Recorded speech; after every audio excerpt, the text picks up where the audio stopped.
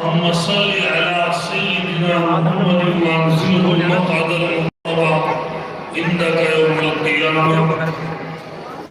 اللهم صل على سيدنا محمد وانزله المقعد المقرب عندك يوم القيامة.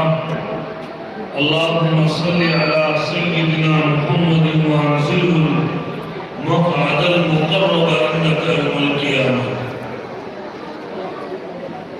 محترم بزرگوں، دوستوں اور عزیز ساتھیوں، اور اسٹیج پر جلوہ افروز ہمارے اکابر علماء کرام، آپ کی اس مدرسے کا یہ سالانہ جلسہ جس کا آخری وقت حضرت مولانا عباس صاحب دامت برکاتہ نے تقریباً 9:30 کا بتایا ہے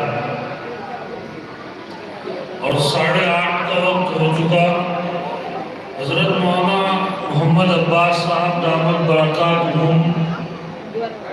ہمارے حضرت محترم والد جناب مولانا محمد احمد صاحب دامت برکاتہ کے خاص تعلق اور خاص رابطے والے آدمی ہیں. اسی تعلق کی بنا پر حضرت مولانا عباس صاحب کی شفقتیں مجھے بہت نصیب ہوئی ہیں. اور یہ وقت آپ جانتے ہیں کہ مدارس کے امتحان جو ہوتے ہیں سالانہ، ان کا وقت چل رہا ہے. اس وقت میں صبح شام سبق کی بھاگ دوڑ اور پھر قرب و جوار کے جلسے رہتے ہیں. حضرت مولانا عباس صاحب نے مجھے یہ حکم کر کے بلایا تھا کہ مغرب کے فوراً بعد بلا تاخیر آپ کا بیان ہو. لیکن حضرت مولانا عباس صاحب دامت برکاتہ سے میری اتنی ہمت نہیں کہ میں ان سے معذرت کر کے یہاں سے چلا جاتا. اس لیے وقت کی قلت ہے. 10-15 منٹ یا آدھ گھنٹہ آپ کے سامنے قرآن اور سنت کی صحیح بات ہے. میں اس بات پہ بہت زور دے رہا ہوں کہ ہم لوگ قرآن اور سنت کی صحیح باتیں سننے کے عادی بنے. ہوتا کیا ہے، ہم لوگ اپنے جلسوں میں ایک عوام کو خوش کرنے کے لیے یا ایک جلسے کا مذاق بنانے کے لیے بہت سے پیشہ ور مقرروں کو بلاتے ہیں. اور وہ پیشہ ور مقرر کہیں کی کہیں کا روڑا پتہ نہیں کہاں کی باتیں، موضوع من گھڑت احادیث بے شمار لا تعداد بالکل جھوٹے واقعات بیان کر کے اسلام کی خوبصورت تعلیم میں ملاوٹ پیدا کرتے ہیں. اور ہم لوگ واہ واہ کرتے ہیں، واہ واہ کیا واقعہ سنایا، کیا واقعہ سنایا. اور دیکھو اس کو کہ قرآن اور حدیث میں کہیں اس کو ثبوت بھی نظر نہیں آتا. اس لیے میرے بھائیوں، بزرگوں، دوستوں، اس بات کا خوب خیال رکھو.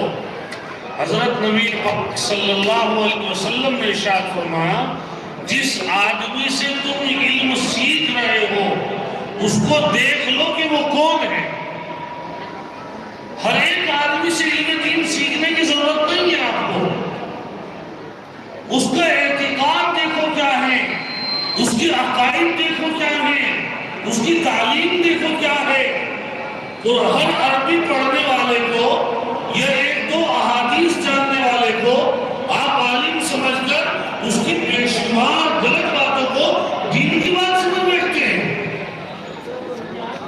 قرآن اور حدیث کا اتنا بڑا ذخیرہ موجود ہے.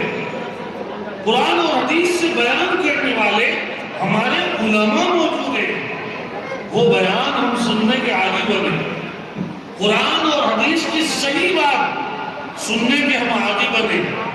قرآن اور سنت میں جو باتیں آئی ہیں ان باتوں کو ہم سنیں. ہمارے اکابر نے اس کے لیے بہترین محنتیں کی. میں آپ حضرات کو بتا دینا چاہتا ہوں کہ آج مسلمان قوم دنیا کے اندر وہ قوم ہے جو سب سے زیادہ پستی اور ذلت کا شکار ہے. مسلمان قوم وہ قوم ہے جو سب سے زیادہ خرافات کا ارتکاب کر رہی ہے. مسلمان قوم وہ قوم ہے جس کو دنیا سب سے زیادہ حقارت اور ضلالت کی نگاہوں سے دیکھ رہی ہے. مسلمان قوم آج وہ قوم ہے کہ جس جگہ بھی یہ قوم آباد ہے اس جگہ کے رہن سہن کو دیکھ کر پتہ لگ جاتا ہے کہ ہاں یہاں مسلمان رہتے ہیں. جیلوں کے اندر دیکھو مسلمانوں کی تعداد موجود ہے. شراب کے اڈوں میں دیکھو مسلمانوں کی لمبی قطاریں لگی ہوئی ہیں. زنا کے اڈوں میں دیکھو مسلمان لائن میں لگا کر کھڑے ہوئے ہیں. بیاج کے کاروبار میں دیکھو مسلمان مرد و عورت بیاج کے کاروبار میں پیش قدمی کرتے جا رہے ہیں. الغرض مسلمان اپنا رشتہ اسلام سے توڑ رہے ہیں, قرآن سے توڑ رہے ہیں, سنت رسول اللہ صلی اللہ علیہ وسلم سے توڑ رہے ہیں. اور یہ حالات ایسے نہیں کہ آج نئے بنے ہوں. گزشتہ زمانوں میں بھی یہ حالات پیش آئے ہیں. حضرت نبی علیہ السلام کو دنیا میں تشریف لائے ہوئے 1400 سال کا عرصہ ہوا. اللہ تعالیٰ نے 14 مجدد پیدا فرمائے ہیں نبی علیہ السلام کے زمانے سے لے کے آج تک. اور مجدد کا کام یہ ہوتا ہے جب دین کی صورت بگڑ جاتی ہے اس دین کی صورت کو سنوارنے کے لیے 100 سال میں ایک عالم پیدا ہوتا ہے جو بگڑے ہوئے دین کی صورت کو سنوار دیتا ہے. اور علماء اہل حق کی جماعت اس کے ساتھ لگتی ہے. چنانچہ ہم دیکھتے ہیں 1000 سال کا زمانہ گزرا نبی علیہ السلام کے زمانے کے بعد. 11ویں صدی ہے. اللہ تعالیٰ نے ایک ہمارے ہندوستان کے اندر ایک بستی ہے چھوٹی سی پھلک نام کی بستی. پھلک نام کی بستی میں ایک شخص کو اللہ نے نمودار کیا. اس شخص کا نام آپ نے سنا, حضرت شاہ ولی اللہ محدث دہلوی رحمۃ اللہ علیہ. بہت بڑے محدث, علماء دیوبند کے سرخیل, علماء دیوبند کے سرتاج, علماء دیوبند کی اصلی بنیاد جنہوں نے ڈالی ہے وہ ہمارے حضرت شاہ ولی اللہ محدث دہلوی رحمۃ اللہ علیہ. 1143 سے لے کے 1145 تک آپ ابو طاہر مدنی سے علم سیکھنے کے لیے مدینہ شریف تشریف لے گئے. مدینہ شریف علم حدیث سیکھا. نبی علیہ السلام کے سینے سے جو علم سینہ در سینہ چلا آ رہا تھا اس علم کو مدینہ شریف سے ہندوستان پہنچے ہیں. اور ہندوستان جہاں جہالت کے اڈے تھے, جہاں اسلام کا نام و نشان نہیں تھا, جہاں اسلام کی صحیح صورت مٹ چکی تھی, جہاں اسلام کا لوگوں کے ذہنوں سے تصور ختم ہو چکا تھا, جہاں اسلام کو اور اسلام کے قانونوں پہ عمل کرنے کو لوگ پرانی باتیں اور پرانی سوچ کا خیال کرتے تھے, ایسے وقت میں حضرت امام المحدثین شاہ ولی اللہ محدث دہلوی رحمۃ اللہ علیہ ہندوستان کے اندر علم حدیث لے کر آئے اور علم حدیث کی محنت اتنی کی اپنے بیٹے شاہ عبدالعزیز محدث دہلوی, شاہ اسحاق محدث دہلوی، شاہ عبد القادر محدث دہلوی رحمۃ اللہ علیہ، 4 بیٹے آپ نے تیار کیے۔ ان 4 بیٹوں نے علم حدیث کو اپنے والد سے سیکھا، اور اپنے والد سے سیکھنے کے بعد ان 4 بیٹوں نے علم حدیث کو سارے ہندوستان میں پھیلایا، علم حدیث کے حلقے لگائے، علم حدیث کی کتابیں پڑھائیں، علم حدیث کی لوگوں کو بتلائے، اسماء رجال بتلائے، علم حدیث کے متون بتائے، علم حدیث کی شروحات بتائیں، بڑے بڑے کارنامے انجام دیے، اور ہوتے ہوتے آہستہ آہستہ اسلام کی رونق دنیا کے اندر آئی، ہندوستان کے اندر اسلام کی رونق آئی۔ اور ابھی 100 کچھ سال پہلے، یہ کہیے گا 150 سال پہلے، ہندوستان پر جب انگریز کا تسلط ہونے جا رہا تھا، انگریز کی ناپاک نظر ہمارے ہندوستان پر پڑی، اور اس نے سوچا کہ ہندوستان پر کسی نہ کسی طرح قبضہ کیا جائے۔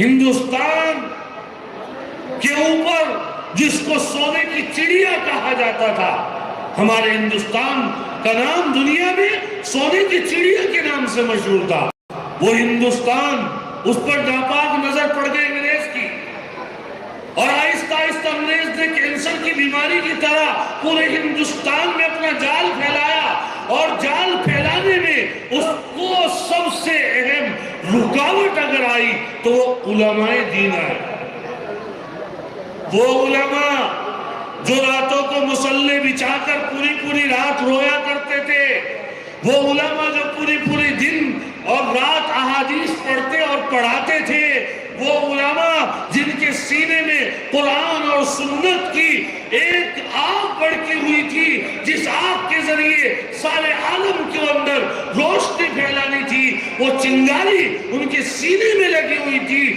جس کے ذریعے سارے ہندوستان کی جگہ جگہ پر اسلام کا اور کلمہ توحید کا، اور جگہ جگہ پر قرآن پڑھنے اور پڑھانے والوں کے، قرآن پڑھنے اور پڑھانے والوں کے بہترین مراکز قائم کرنے کی ایک بڑاس ان کے دلوں کے اندر تھی۔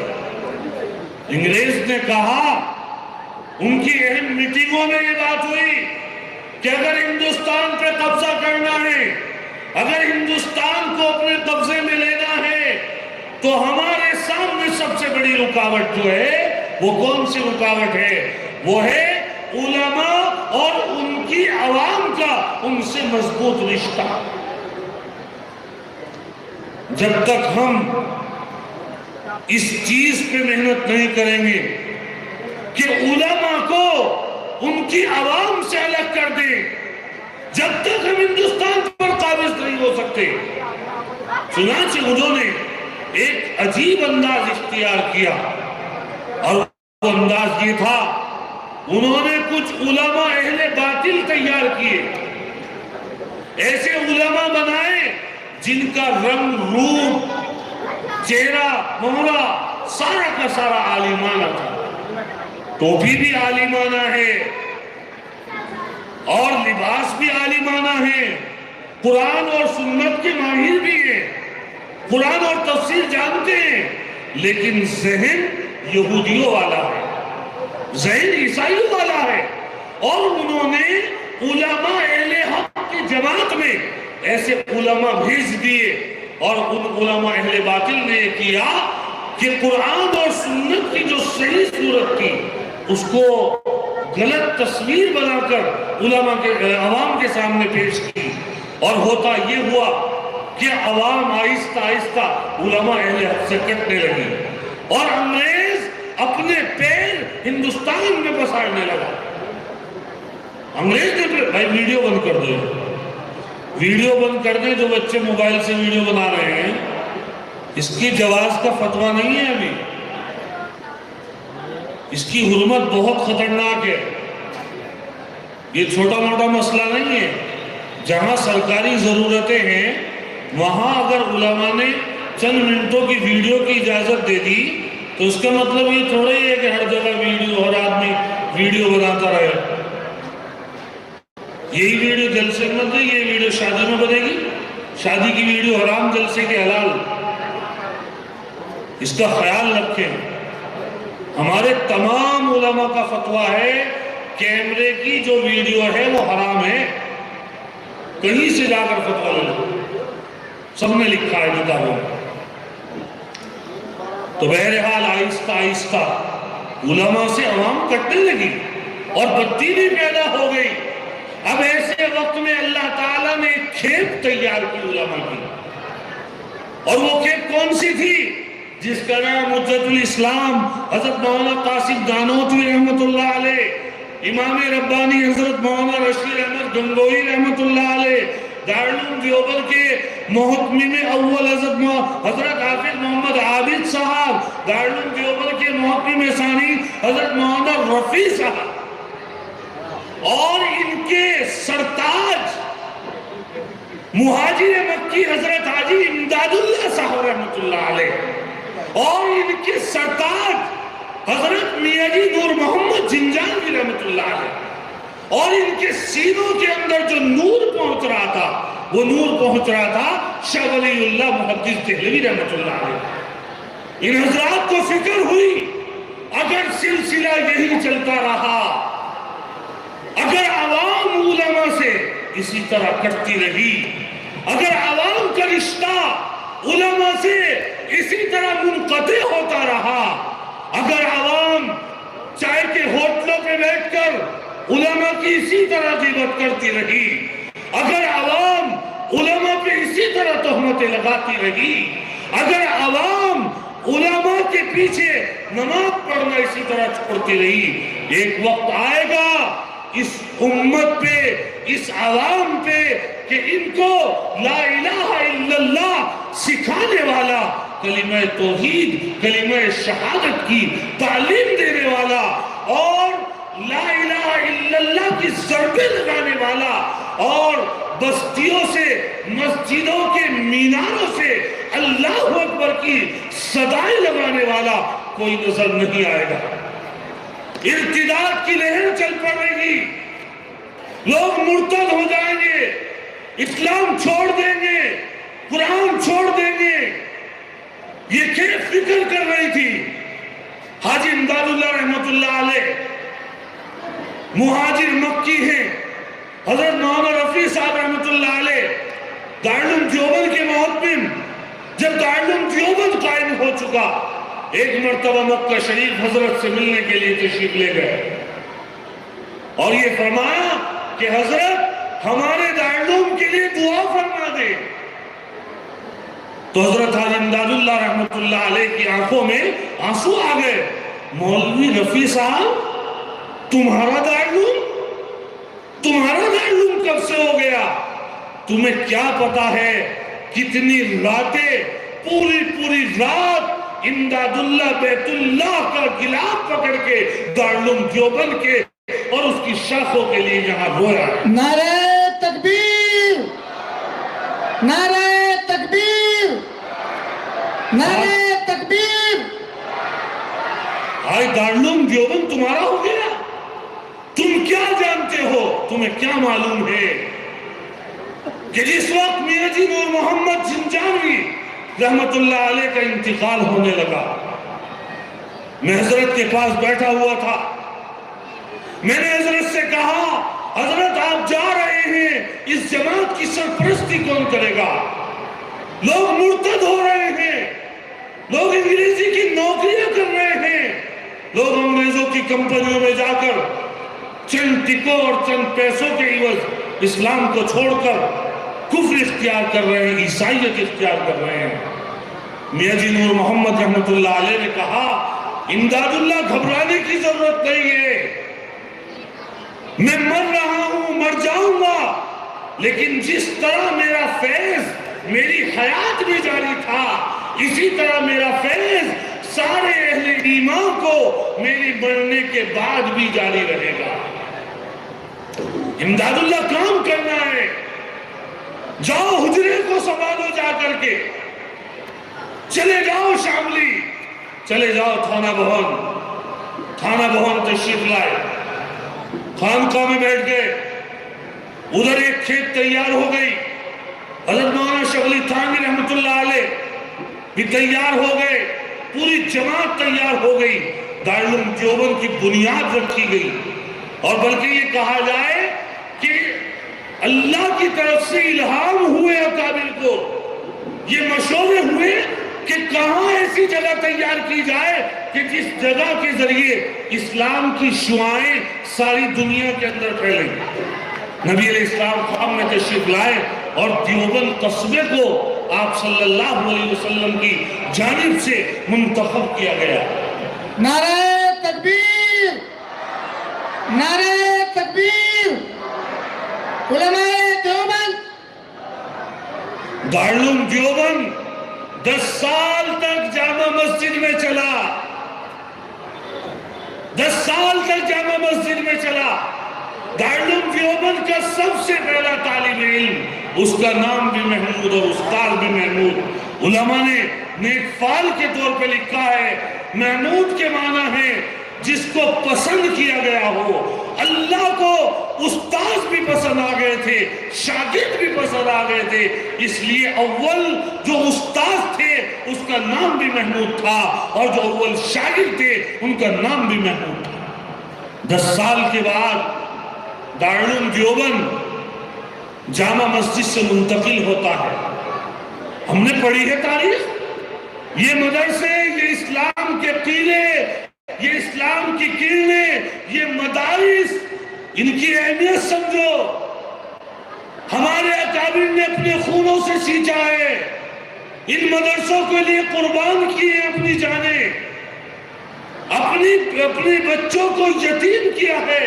جب جا کر یہ ہر علاقے میں جگہ جگہ مدرسوں کی خواب نظر آ رہی ہے، پڑھیے گا مدارس کی تاریخ، سنیے گا مدارس کی تاریخ۔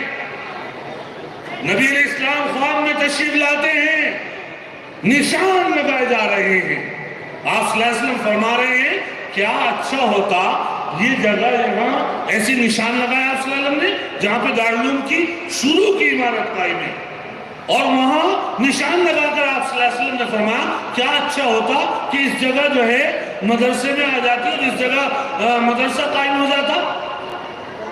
اللہ کی شان، صبح کے وقت میں جب اس جگہ پر ہمارے اکابر پہنچے، دیکھتے کیا ہیں، روئے زمین پہ جو خواب میں نشانات دیکھے گئے تھے جو کہ تو لگے ہوئے تھے، اور ان نشانات پر دارالعلوم قائم ہوا، اور اللہ نے نظام بنایا، دارالعلوم دیوبند قائم ہوا، امت مسلمہ کے نونہادوں کو جوڑا گیا۔ حضرت مولانا قاسم نانوتوی رحمۃ اللہ علیہ کی دور رس نگاہ، آپ نے دارالعلوم دیوبند قائم کرنے کے لیے 8 اصول بنائے، اصول ہشتگانہ مقرر کیے۔ ان اصولوں میں ایک اصول یہ بھی رکھا، دارالعلوم دیوبند کی باقاعدہ کوئی آمدنی کا انتظام دارالعلوم دیوبند کے لیے نہیں ہوگا، بلکہ دارالعلوم دیوبند سارے ہندوستان کے سارے مسلمانوں کے 1-1 روپے کے چندے سے چلے گا۔ کسی نے کہا حضرت آپ نے یہ اصول بنایا کہ دارالعلوم دیوبند کا باقاعدہ کوئی آمدنی کا نظم نہیں ہوگا، کیوں؟ فرمایا تاکہ دارالعلوم دیوبند میں آنے والے کسی بھی طالب علم کی نگاہ اس آمدنی پر نہ جائے، بلکہ اس بات پر رہے کہ ہم دین کے پڑھنے پڑھانے والے اللہ کی ذات پر بھروسہ کر کے پڑھاتے ہیں، ہمیں باقاعدہ آمدنی کا کوئی شوق نہیں لینے کا۔ حضرت آپ نے یہ اصول بنایا کہ چندے سے مدرسہ چلے گا، کیوں بنایا؟ فرمایا اس لیے بنایا تاکہ امت کی جو کمائی ہے وہ دارالعلوم دیوبند کے طالب علموں پہ لگے، اور دارالعلوم دیوبند کا جو فیض ہے وہ امت کے گھر گھر میں پہنچا۔ اس لیے چندہ لیا جاتا ہے آپ حضرات سے، تاکہ مدرسوں کا فیض آپ کے گھر گھر پہنچے اور آپ کی پاکیزہ اور حلال کمائی علماء کی تعلیم اور تعلم میں لگے۔ دارالعلوم دیوبند قائم ہوا، اس کے 6 ہی مہینے کے بعد اللہ تعالیٰ نے جامعہ مظاہر سہارنپور کو قائم کرا دیا. اور یہ دو ادارے تھے، کس اخلاص سے ان کی بنیادیں رکھی گئی، کس اخلاص کے ساتھ ان اداروں کو اللہ واقع نے اللہ سے مانگا تھا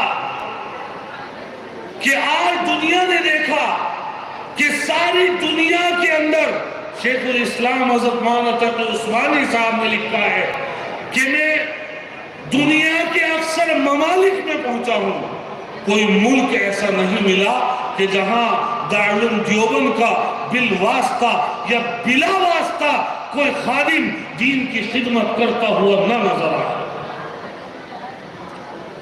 دارالعلوم ہم نے صرف دارالعلوم دیوبند سمجھا.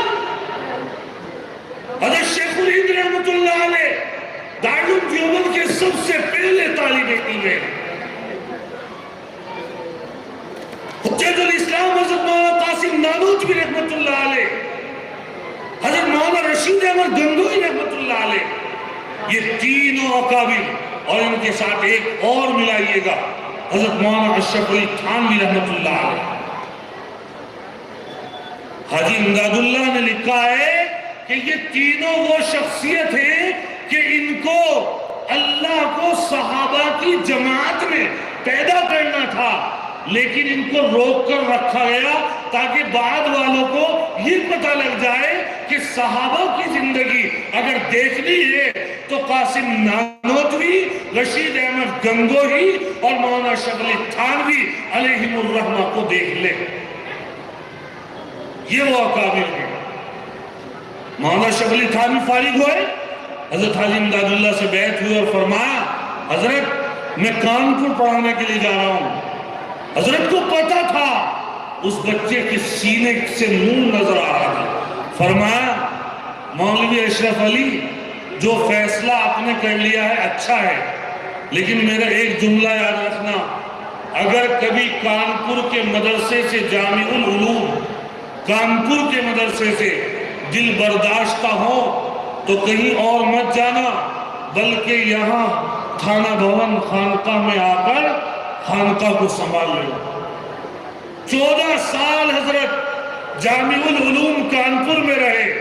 14 سال کے بعد دل برداشتہ ہوا اور تھانہ بھون آ کر تشریف لے آئے. تھانہ بھون تشریف لے آئے اور پھر اس تھانہ بھون کی عظیم الشان خانقاہ نے کیا کارنامے انجام دیے ہیں. حضرت تھانوی رحمت اللہ علیہ کے اکیلے قلم سے 900 کتابیں وہ ہیں جو آپ نے اپنے دست مبارک سے لکھی ہے. 700 کتابیں وہ ہیں جو حضرت نے اپنے حکم سے دوسرے اپنے شاگردوں سے لکھوائی. ایک اکیلا عالم علماء دیوبند کا سرتاج 1600 کتابیں لکھ کر اس خانقاہ سے فارغ ہو کر اس دنیا سے کوچ کرتا ہے، اور وہ 1600 کتابیں ہمیں اور آپ کو دے کے جاتے ہیں تاکہ ہم ان کو پڑھ کر پتہ لگائیں کہ اسلام کیا ہے، اسلام کی تعلیم کیا ہے، ہم پتہ لگائیں. دارالعلوم دیوبند مظاہر قائم ہوا، ان کی شاخیں قائم ہوئی، آہستہ آہستہ انگریز کو بھگایا. میدان کارزار میں علماء دیوبند سب سے آگے آئے. ہندوستان کی آزادی میں علماء کا جو کردار رہا ہے، دنیا تاریخ کے سفید اوراق سے اس تاریخ کو مٹا نہیں سکتی. آپ اور ہم قرآن اور حدیث، اپنی مسجدوں میں نمازیں، اذانیں اور تقاریر اور بیانات سن رہے ہیں، یہ ان علماء اہل حق کی قربانیاں ہیں. مدارس کا جال پھیلا دیا. حضرت مولانا رشید احمد گنگوئی 1323 ہجری سن 1905 کے اندر وفات پا گئے.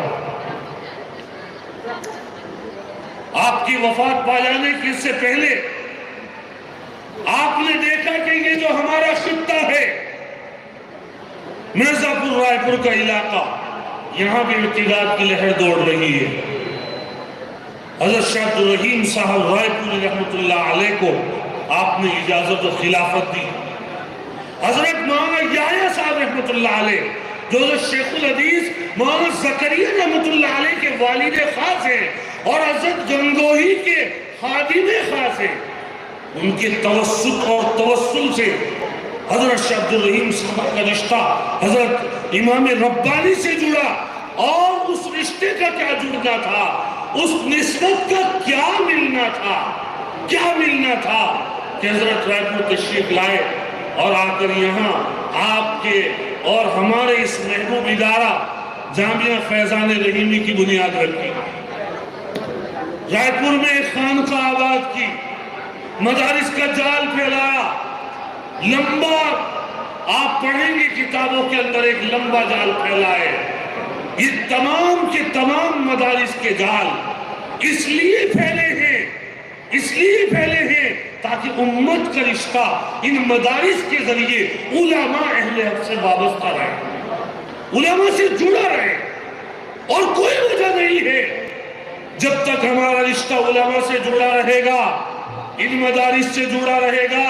مدارس اسلام کی بقا کا ذریعہ ہے، مدارس اسلام کے امن و امان کا ذریعہ ہے، مدارس مذہب اسلام کے تحفظ کی اصلی نشانی ہے، مدارس مذہب اسلام کے دین کو ساری دنیا میں عام کرنے کے لیے سب سے بڑا کردار مدارس کا رہا ہے۔ ساری دنیا میں گشت کرتی ہے تبلیغی جماعت، لیکن یہ نہیں جانتی دنیا کہ تبلیغی جماعت کا بانی حضرت مولانا الیاس رحمت اللہ علیہ، حضرت مولانا الیاس رحمت اللہ علیہ انہی مدارس کی چار دیواریوں سے نکلے تھے، انہی مدارس کی چار دیواری کے اندر رہ کر ان کے سینے میں امت کی تڑپتی ہوئی لگے اور امت کا تڑپتا ہوا حال نظر آیا تھا۔ یہ تبلیغ دین ہو، چاہے خانقاہی لائن ہو، چاہے کوئی بھی ہو، کسی نہ کسی کو کسی بھی پہلو پر دیکھ لیا جائے کنیکشن مدارس سے نظر آئے گا۔ حضرت مولانا مفتی کفایت اللہ دہلوی رحمت اللہ علیہ، حضرت مولانا شبلی تھانوی رحمت اللہ علیہ، حضرت مولانا یوسف صاحب رحمت اللہ علیہ، کاندلوی رحمت اللہ علیہ، حضرت شیخ العلی مولانا زکریا صاحب رحمت اللہ علیہ، کام شروع کیا ہے حضرت جی مولانا الیاس صاحب نے، لیکن کچھ نہیں مل رہا ہے، کوئی فائدہ نہیں ہو رہا۔ بھتیجے لگتے ہیں حضرت شیخ العلی مولانا زکریا صاحب، ایک روز خواب دیکھا، تشریف لائے کہ مولوی زکریا میں نے خواب دیکھا ہے۔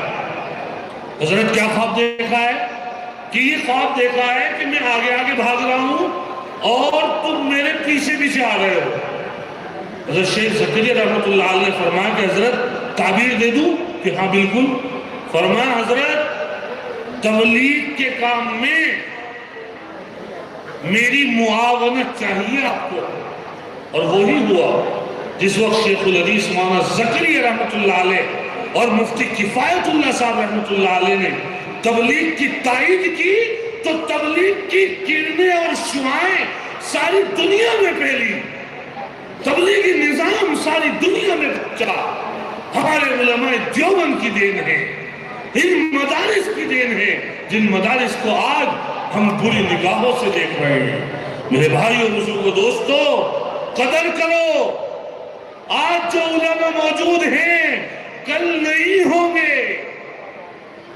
بخاری شریف کی حدیث ہے، نبی علیہ السلام نے فرمایا کہ اللہ تعالیٰ قیامت سے پہلے علم اٹھا لے گا۔ علماء نے کئی مطلب لکھے ہیں، ایک مطلب یہ بھی ہے کہ آہستہ آہستہ علم والے علماء کو اٹھا لے گا، علماء چلے جائیں گے۔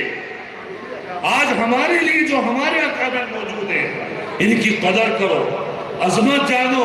نبی علیہ السلام نے فرمایا اے میری امت کے لوگوں، عالم بنو، عالم نہیں بن سکتے، طالب علم بنو، طالب علم نہیں بن سکتے، علماء کی باتیں سننے والے بنو، علماء کی باتیں سن نہیں سکتے، ٹائم نہیں ہے، علماء سے محبت کرنے والے بنو۔ اور اگر تم عالم نہیں بن سکتے، طالب علم نہیں بن سکتے، علماء کی سننے والے نہیں بن سکتے، علماء کی محبت کرنے والے نہیں بن سکتے، آپ نے فرمایا پانچویں مت بنو ورنہ برباد ہو جاؤ گے۔ ابن عبد البر رحمت اللہ علیہ بڑے محدث ہیں، وہ فرماتے ہیں پانچویں نہ بننے کا مطلب ہے علماء کی مخالفت کرنے والے مت بن۔ حضرت امام اعظم ابو حنیفہ رحمۃ اللہ علیہ نے کتاب لکھی ہے فقہ الاکبر، عقائد کے بارے میں کتاب ہے، اس کی شرح کی ہے ملا علی قاری رحمۃ اللہ علیہ، پوری کتاب ہے شرح فقہ الاکبر۔ اس کتاب میں بھی لکھا ہے اور فتاوی ہندیہ میں بھی لکھا ہے اور دیگر فتاوی کی کتابوں میں بھی لکھا ہے، توجہ کے ساتھ سن لے گا۔ من ابغض عالما من غیر سبب ظاہر خیف علیہ الکفر، جس نے کسی عالم دین سے اس کے عالم ہونے کی وجہ سے بغض رکھ لیا، خطرہ ہے کہ وہ کافر ہو کر مرے گا۔ حضرت گنگوہی رحمۃ اللہ علیہ فرماتے تھے کہ جو آدمی کسی عالم دین سے بغض رکھتا ہو اور بغیر توبہ کے اس کا انتقال ہو گیا ہو، قبر کھود کر دیکھ لینا اس کا چہرہ قبلے سے پھرا ہوا ہوگا۔ میرے بھائیو بزرگوں دوستو، یہ مدارس اسلام کے قلعے ہیں، ہمارے اکابر کی نشانیاں ہیں، اسلام کے شعائر ہیں، ان سے محبت پیدا کرو، اپنے بچوں کو بھیجو، یہاں بچوں کو قرآن پڑھاؤ، سنت کی تعلیم دو، صحیح اسلام کو سمجھو، اپنے اندر بدلاؤ لانے کی کوشش کرو۔ یہ رسمیں نہیں ہیں کہ ہر سال جلسہ ہو جاتا ہے، آتے ہیں سنتے چلے جاتے ہیں، عمل کی نیت کرو۔ اب وقت ہے اپنے آپ کو بدلنے کا، اپنے اعمال بناؤ اسلامی، اپنے اخلاق بناؤ اسلامی، قرآن اور حدیث کے معیار کو سمجھو، قرآن اور حدیث کی تعلیم کو سمجھو۔ جو نمازیں نہیں پڑھتے نمازیں پڑھے، جو داڑھی نہیں رکھتے چہروں پر داڑھی رکھے۔ وقت بہت خطرناک ہے، پرفتن وقت ہے، ساری دنیا کی قومیں آپ کے سینے سے نور ایمانی کو نکالنے کے لیے کوششوں میں لگی ہوئی ہیں۔ اگر ہمیں اور آپ کو ایمان ہمارا محفوظ رہ سکتا ہے، ہم اور آپ اپنے دین اسلام پر قائم رہ سکتے ہیں۔ اور اللہ نے جو قرآن میں کہا ہے، کیا کہا؟ فَلَا تَمُوتُنَّ إِلَّا وَأَنْتُمْ مُسْلِمُونَ، تم مسلمان ہو کر مرنا، مسلمان ہو کر اس وقت مر سکتے ہیں جب مسلمانوں والے اعمال ہمارے اندر پیدا ہوں گے۔ اپنے اندر تبدیلی لاؤ۔ بیانات کوئی رسم و رواج نہیں کہ بیان سن لیا، جیسے آئے تھے ایسے اٹھ کے چلے گئے، کھانا کھا لیا اور کھانا کھا کر چلے گئے۔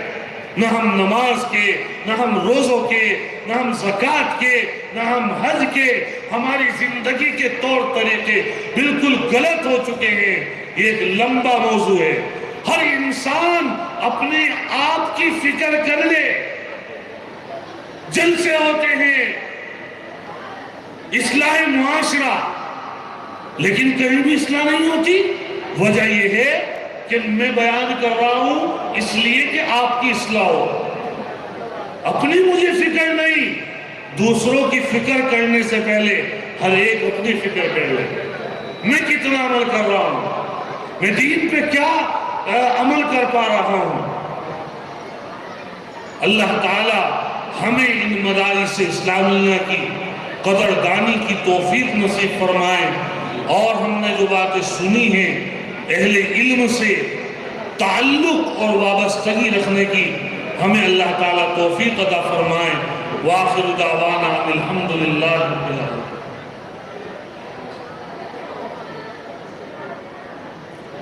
اور بیان کرتے رہتے تو لوگ سنتے رہتے، ماشاءاللہ جلسے کا حق ادا کر دیا ہے آپ نے، اور سچی بات ہے کہ آپ نے جگر پیش کرنا ہو دیا ہے، بڑی محنت کی ہے مفتی صاحب نے، کوئی رسمی تقریر نہیں کی ہے، جگر کو بالکل نکال کر رکھ دیا ہے۔ اللہ تعالیٰ ہم سب کو عمل کی توفیق عطا فرمائے۔ حضرت مولانا نے اشارہ فرمایا تھا ویڈیو بنانے کی طرف، سب سے پہلے حضرت مولانا علی میاں صاحب نور اللہ مرقدہ جس دنیا تشریف لے گئے، ہمارے ندوے کے بڑے علماء میں سے ہیں، بڑی کتاب انہوں نے لکھی ہے۔ سب سے پہلے ویڈیو کا سلسلہ انہوں نے ایک مرتبہ کتاب میں لکھ دیا تھا کہ جائز ہے، پھر دارالعلوم کی طرف سے ایک فتویٰ آیا کہ یہ جائز نہیں ہے۔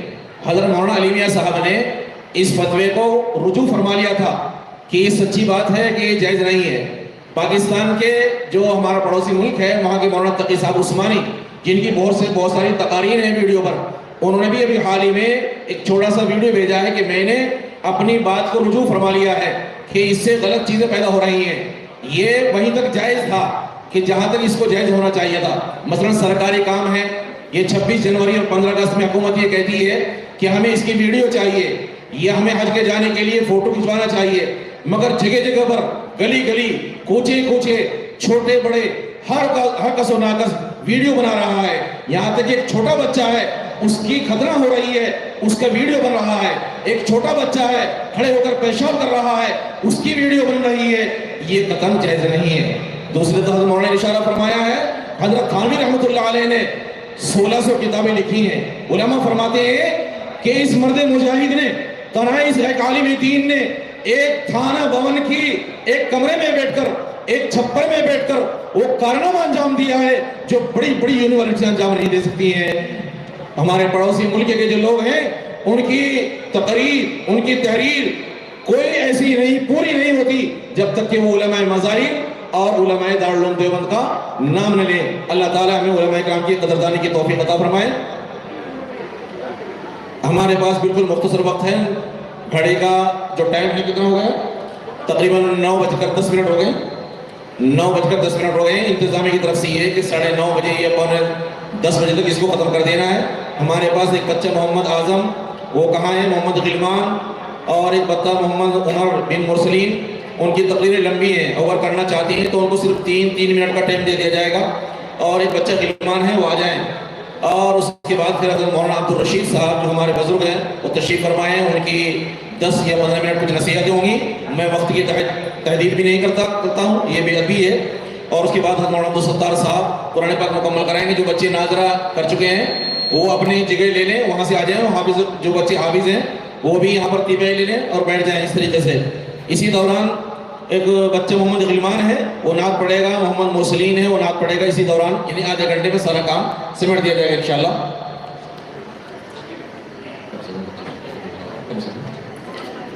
اور شروع میں نے بتلایا تھا کہ سال گزشتہ جو بچے حافظ ہوئے ہیں اس مدرسے سے وہ تقریباً 7 بچے تھے اور ناظرہ والے 85 بچے تھے. امسال پرائمری سے فارغ ہونے والے طلبہ و طالبات 30. امسال جونیئر اسکول سے فارغ ہونے والے طلبہ و طالبات کی تعداد 25. اس وقت حاضرین طلبہ و طالبات کی تعداد 700 سے زائد. اس وقت مدرسین و ملازمین کی تعداد 19. سالانہ خرچہ جو ہے وہ تقریباً 37 لاکھ روپے. اس سال کے فارغین حفاظ اکرام 3 ہیں اور ناظرہ 82 ہیں. یہ 82 بچے اور 3 بچے یہ ہیں وہ اسٹیج کے قریب آ جائیں. ان بچوں کو انعام دینے والے جناب قاری محمد اشفاق صاحب جو اس مدرسے کے ناظم ہیں اور جناب مولانا محمد مکرم صاحب انہوں نے بھی انعام کا اعلان کیا ہے. ان کی بڑی قربانی ہے. مسجد میں امامت بھی کراتے ہیں. برائے انعام تو امام ہیں مگر ناظم بھی ہیں حقیقت میں. اپنے کو تاکہ فتنے سے بچا رہوں اور پیچھے رہوں مگر کام مکمل کر رہے ہیں الحمدللہ. تو حافظ اشفاق صاحب نے ان بچوں کو 500 روپے نہیں 1500 روپے دیے ہیں اور قاری نسیم احمد صاحب کو 1000 روپے دیے ہیں. اور استاد محترم کو عبدالواجد صاحب کو بھی قاری اشفاق صاحب قاری محمد اشفاق صاحب جو ناظم عمومی ہیں انہوں نے ان کو 1500 روپے دیے ہیں. اللہ تعالیٰ قبول فرمائیں. جو بچے ناظر پڑھنے والے ہیں وہ قریب میں آ جائیں. جی شروع کیجیے ذرا سا، اتنا وقت نہیں ہے. السلام علیکم ورحمۃ اللہ وبرکاتہ. 3 منٹ میں پوری بات کر لیں ذرا. رتبے جن کے سب سے جدا، رتبے جن کے سب سے جدا، رتبے جن کے سب سے جدا، وہ ہے پیارے حبیب خدا. اللہم صلی علی سیدنا محمد، اللہم صلی علی سیدنا محمد، اللہم صلی علی سیدنا محمد. بہت اچھے. پوچھ لو یہ نظاروں سے، گل گلشن گلزاروں سے، پوچھ لو یہ نظاروں سے، گل گلشن گلزاروں سے، سورج چاند ستاروں سے، ذروں سے مہتاروں سے، پوچھ لو یہ نظاروں سے، بہت اچھے. گل بہت اچھے. گلشن گلزاروں سے، سورج چاند ستاروں سے، ذروں سے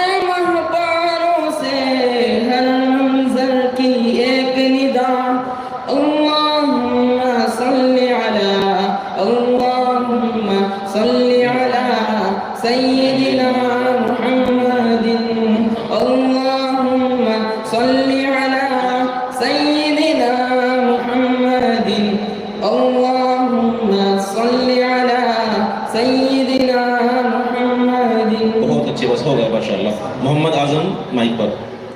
تھوڑا سا وقت ہے جی، چونکہ نماز بھی پڑھنی ہے. محمد اعظم 3 منٹ کے لیے جی شروع کر دیں. بسم اللہ الرحمن الرحیم. الحمد للہ وحدہ والصلاة والسلام على من لا نبی بعدہ. قال اللہ تعالی فی القرآن المجید ان الذین فتنوا المؤمنین والمؤمنات ثم لم يتوبوا فلهم عذاب جہنم ولهم عذاب الحریق. حالات وقت کے سہنے کہ حالات وقت کے سہنے چپ میرے حالات مجھے رہنے نہیں دیتے. یہ دورے ستم میری زباں کاٹ رہا ہے. اب یہ ظالم حق بات بھی مجھ کو کہنے نہیں دیتے. کیا باتوں سے بھی بدلی ہے کسی قوم کی تقدیر. بجلی کے چمکنے سے اندھیرا نہیں جاتا. حدیث ساتھیوں، اللہ رب العزت نے قرآن کریم کو ہدایت نامہ بنا کر نازل فرمایا اور حضور صلی اللہ علیہ وسلم کو مبعوث فرمایا کہ لوگوں کو دین کی طرف بلائے اور اعمال صالحہ کی دعوت دی اور لوگوں کو صحیح راستہ دکھائے. صحابہ اکرام رضی اللہ تعالی عنہ نے آپ کی بات کو تسلیم کیا اور آپ کی ہدایت پر عمل کرتے چلے گئے. اللہ نے ان کے ساتھ نصرت و آسانی کو شامل کیا اور ان کو یہ دین محنت و مشقت کے بعد ملا. انہوں نے کما حقہ اس کی قدر کی اور آج یہی دین ہمارے پاس آیا ہے. اس لیے ہمیں اس کی قدر نہیں اور اس کے احکام پر چلنے کا شوق ہے. ہم نماز، روزہ، زکوٰۃ اور دوسری دینی امور سے دور اور بے بہرایا اور ناشنا ہے. دوستو، اس لیے مسلمانوں پر حالات آتے ہیں. قرآن نے ہر قدم پر انسانیت اور مسلمانوں کی رہبری کی ہے، مگر ہم اس سے دور اور غیر کا خوف دل میں بسائے ہوئے ہیں. نہ خدا کا خوف ہمارے دل میں ہے، نہ اس پر یقین. اس لیے مسلمانوں پر حالات آتے ہیں، نہ ہمارے دلوں میں خدا پر خدا کا یقین، نہ اس پر یقین. ساری نظر ہماری ظاہری اسباب پر ہے. اس لیے سارے جہان میں آج مسلمان پریشان ہیں. بہت اچھے ماشاءاللہ. اے مسلمانوں، خدا کا خوف دل میں بٹھاؤ اور خدا پر یقین کامل رکھو.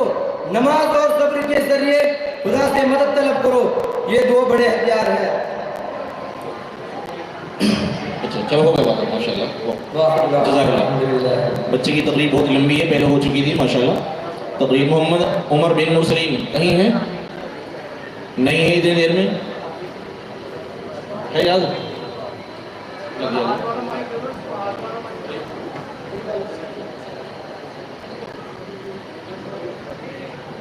بسم الله الرحمن الرحيم. الحمد لله الذي كفى والصلاة والسلام على رسوله المصطفى. أما بعد فقد قال الله تعالى إنا أرسلناك بالحق بشيرا ونذيرا. وقال الله تعالى لقد كان لكم في رسول الله أسوة حسنة. صدر محترم اور حاضرین جلسہ، میں نے ابھی آپ کے سامنے 2 آیتیں پڑھی ہیں. پہلی آیت میں اللہ جل جلالہ و عم نوالہ ارشاد فرماتے ہیں کہ اے رسول، ہم نے آپ کو بلا شبہ خوشخبری دینے والا اور ڈرانے والا بنا کر بھیجا ہے. دوسری آیت میں اللہ تعالیٰ انسانوں کو مخاطب کرتے ہوئے فرماتے ہیں تمہارے لیے اللہ کے پیغمبر میں بہترین رہنمائی ہے. وہ دور یاد کیجئے جب سارا عالم شرک اور کفر میں مبتلا تھا. خدا کی عبادت گاہیں بتوں کا اڈا بنی ہوئی تھی. خدا واحد کے بندے سدا معبودوں کے پیروں پر سر جھکا رہے تھے. دین حق کے طرفداروں کو کوئی ایسا آدمی نہ ملتا تھا جو انہیں صراط مستقیم پر گامزن کرے. ایسے میں رحمت الہی متوجہ ہوئی. اب دین و شریعت کا موسم خزاں رخصت ہو رہا تھا. موسم باہر آیا اور اس آن بان کے ساتھ آیا کہ جب نستار عالم گل و گلزار ہو گئے. دین حق کی خوشبو چاردار عالم میں پھیلنے لگی. یعنی پیغمبر آخر الزمان ہادی برحق فخر رسول جناب محمد رسول اللہ صلی اللہ علیہ وسلم ایک کامل اور مکمل شریعت لے کر اس دنیا میں تشریف لائے. اب ایک ایسا انسان اس دنیا میں آ گیا تھا جو حق صداقت کے علم برداروں کو بشارت دے رہے تھے اور ظلم و ستم کفر و شرک کے علم برداروں کو جہنم سے ڈرا رہے تھے۔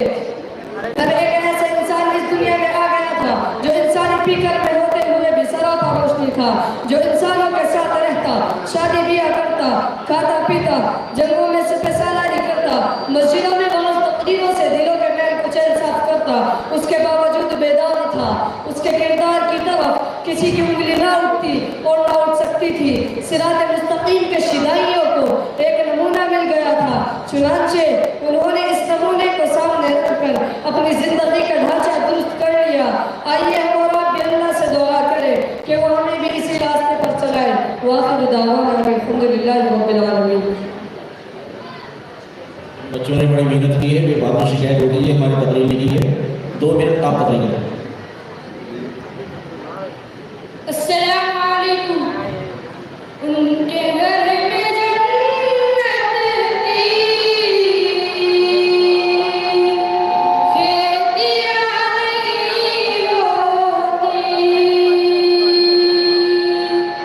ان کے گھر میں جنت کی کھیتیاں نہیں ہوتی،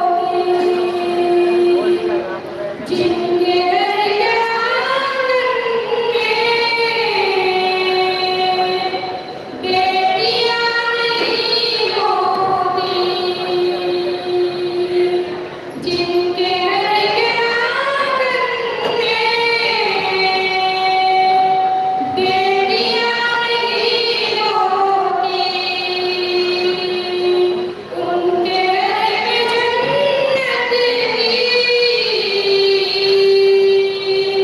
کھیتیاں نہیں ہوتی،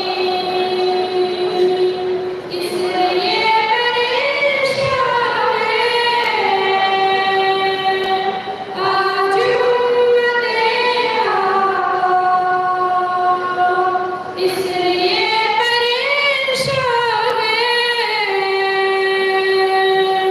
آج امت آقا۔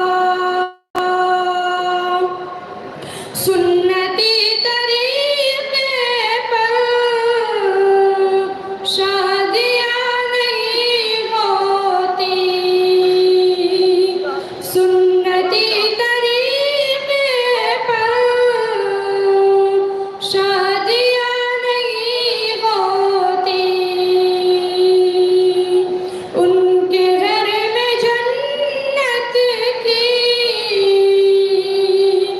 کھیتیاں نہیں ہوتی، ان کے گھر میں جنت کی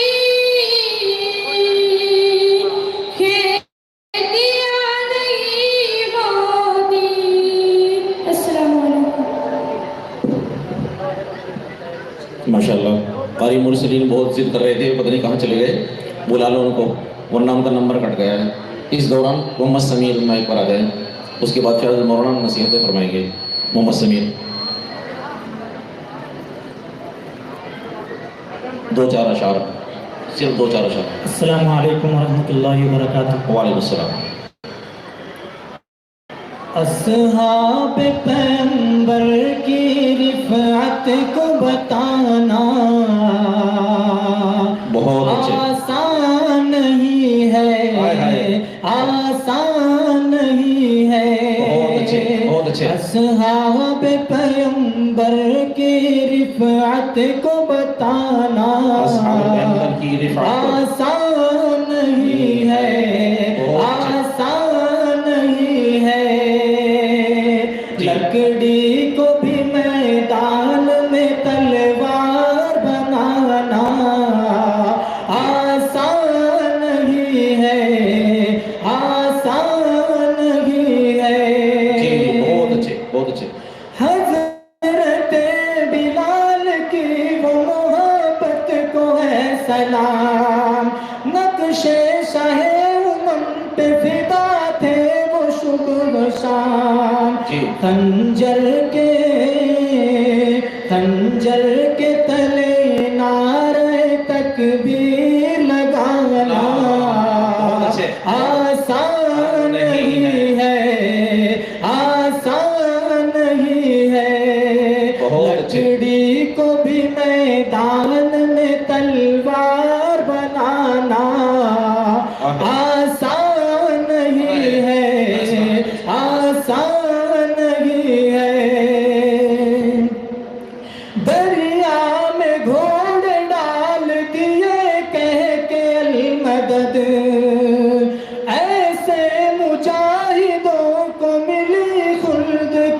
سند رستہ کسی بہتے ہوئے دریا میں بنانا آسان نہیں ہے، آسان نہیں ہے۔ سبحان اللہ۔ ہر سمت سکھ دین محمد کے چل گئے، ہر سمت سکھ دین محمد کے چل گئے۔ حضرت عمر جو آئے تو دشمن دہل گئے۔ طوفان